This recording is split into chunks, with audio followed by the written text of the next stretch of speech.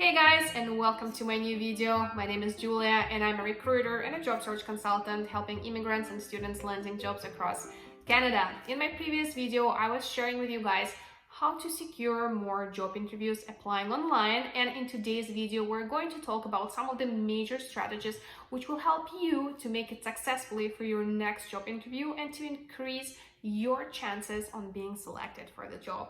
If that's something you're interested in, please stay with me and we're getting started.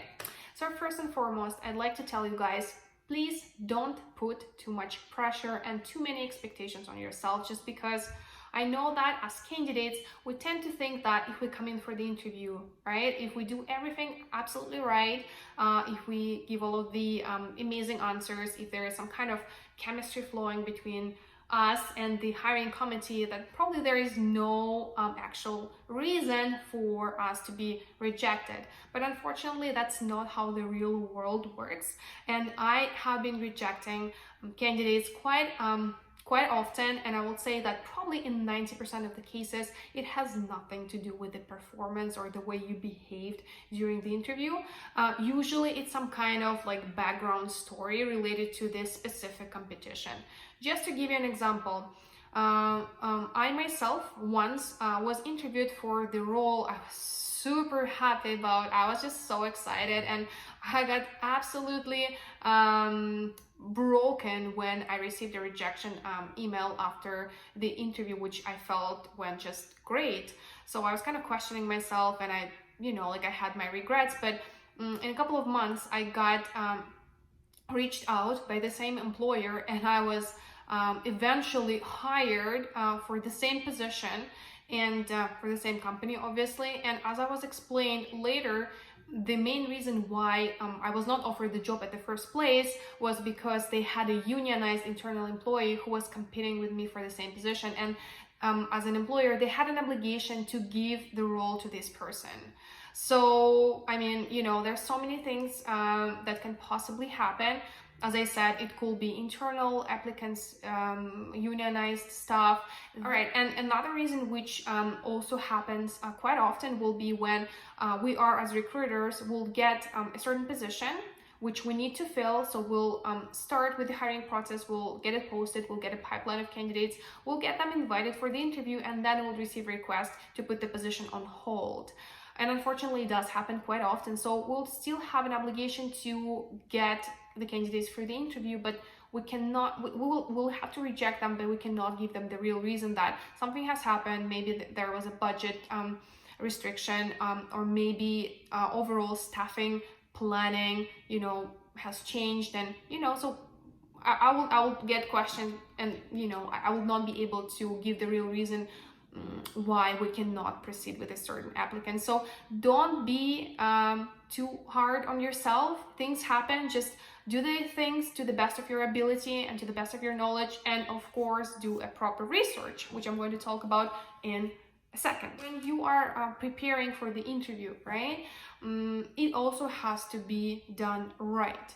I did meet a lot of candidates who would have like a Wikipedia kind of knowledge about the role and about the company. So they will come, and when we ask them like, so why are you interested in working for this company? Or like, what is that about our company that you like?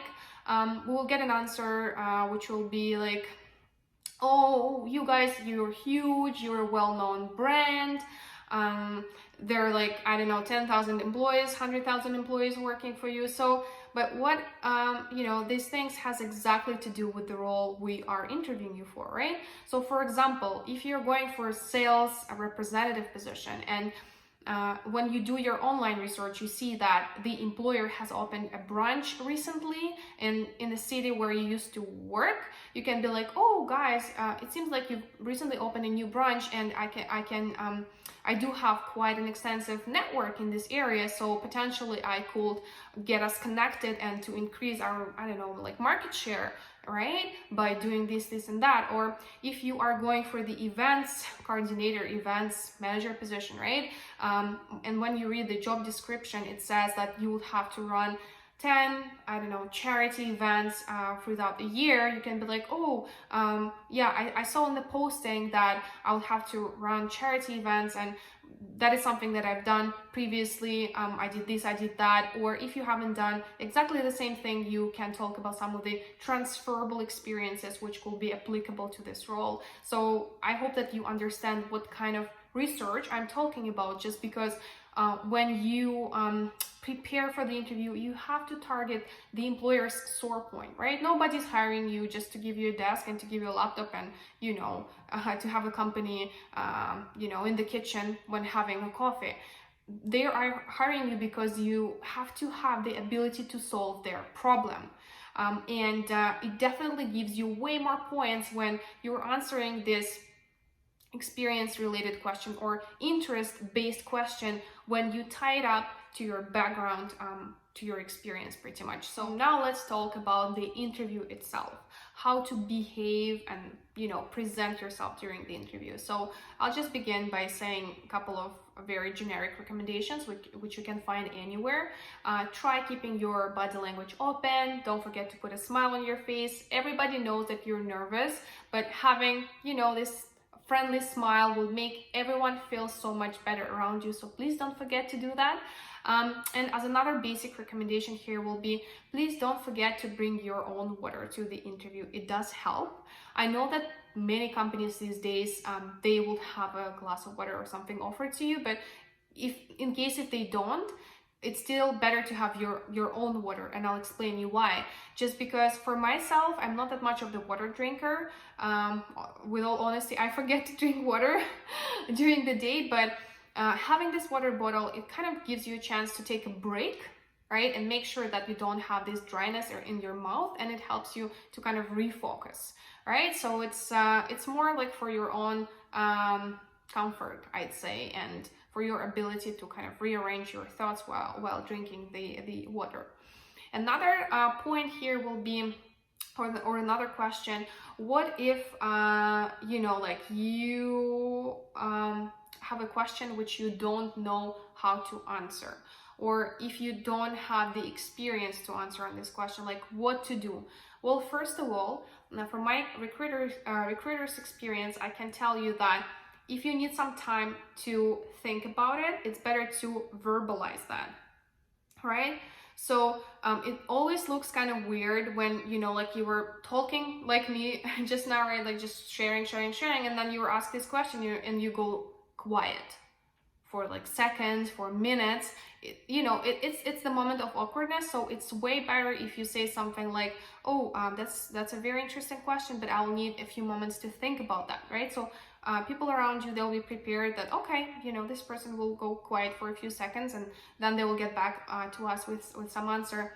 And as another scenario, well, obviously I will not recommend you saying something, I don't know. Still try connecting the dots with your previous experience, things which you've done before. For example, if you'd be asked about some kind of specific software which you've never used before, but you've heard of it, right? Well, obviously it's better if you say that, so it's an accounting software, right? I did hear about that, but with my previous employers, we've been using this and that. And you can even mention that, when I started with them, I didn't know how to use this software, but gradually I've learned how to do that, and I have no problem even giving a training on that if needed. All right, and now we're going to talk about the conclusion of the interview. Usually that's the time when the employer is asking you if you have any questions, and will it be a good practice to say that you don't have any questions, and what questions could you ask to impress the employer. So from the recruiter's experience, I can say that quite often we'll get candidates who'll be like, I did have some questions, but they were answered during the interview. And I'd say that that's okay. Nobody's going to deduct any points from you because your questions were answered during the interview, or maybe you didn't come up with any questions, but you can definitely make more points if you ask a question to kind of confirm your interest in the role. So if you'd be going for, for the recruiter's position, right? You can say what kind of specialists you'd be hiring for this company, right? Like how many requisitions would you have to run? If you'd be going for the sales role, you can say what kind of things will be included in this role? Would you need to do cold calling, cold emailing, right? What kind of tactics are being used? Something like that, something closely related to the position you're targeting and you're being interviewed for. And as the very final stage here, do you need to send a thank you email, and what kind of content has to be included in the thank you email?